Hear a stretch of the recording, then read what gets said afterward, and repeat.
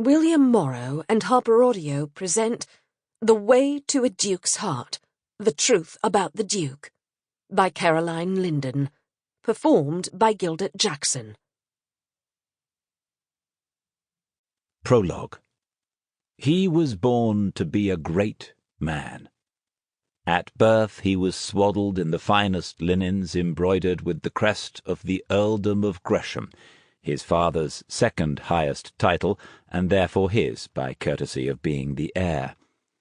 The great estates of Durham and all his father's lesser properties, extensive and wealthy enough to be a small kingdom, would be his one day. His line could be traced back to the first Earl of Durham, ennobled by Richard the Lionheart himself, and on his mother's side he was descended from Edward IV. The blood of not just dukes, but kings, flowed in his veins. He was expected to live up to it. One of his first memories was of his nurse scolding him for some misdeed and telling him how great he would be. "You'll be a duke one day, a great man like your father, and it doesn't become you to hit your brother," she'd told him as she spanked his hand with her wooden spoon. He squirmed in agony through the punishment, but there was nothing he could say in reply. His brother Edward wasn't the heir. He was not born to be great. Charles Cedric Spencer Fitzhenry de Lacy, eldest son of the Duke of Durham, felt the burden of his heritage from an early date. When he was 8, he was sent off to school. His mother cried, but Charlie was eager to go. Being the heir meant he was closely supervised, and school promised freedom. And first Eton, then Oxford, suited him. In their demanding halls and fields, where a boy's character as well as his body and mind endured trial by fire, he thrived. He made friends easily and was big enough to hold his own against those he didn't befriend. His family's standing was among the highest in England, and he was usually elected head of any group of boys. He acquitted himself reasonably well in his lessons, and learned the trick of winning his tutor's favour to raise his standing even more.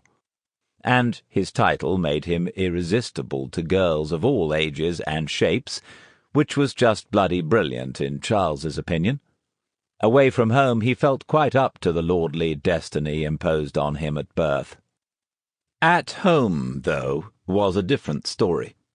His father had always been a demanding parent, but his mother leavened the atmosphere at Lasting's Park with laughter and love, teasing Durham out of his darker moods. When she died, the summer Charlie was 11, it cast a shadow over the whole household, but most especially over the Duke. Durham grew stern and critical of everything his sons did. He constantly pushed them all to excel, but Charlie was held to a higher standard, impossibly high it seemed. When he finished in the upper half of the form, Durham excoriated him for not being at the top.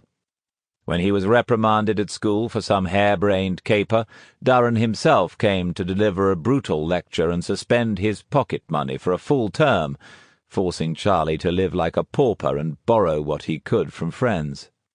Whatever he did, his father found fault with, citing his future position and duty as the bar he fell woefully short of. Charlie privately thought he wasn't quite as bad as all that, but he dutifully bore up under the lectures and thrashings. He was the heir, after all, and great men bore up under adversity. And yet he came home from school at age 16 to discover his father had begun talking about estate business with Edward, who was only 13. "The boy's uncommonly bright," the Duke boasted to a neighbour, in hearing of all his sons. "Excellent sense in his head. Quite the brightest of my lads."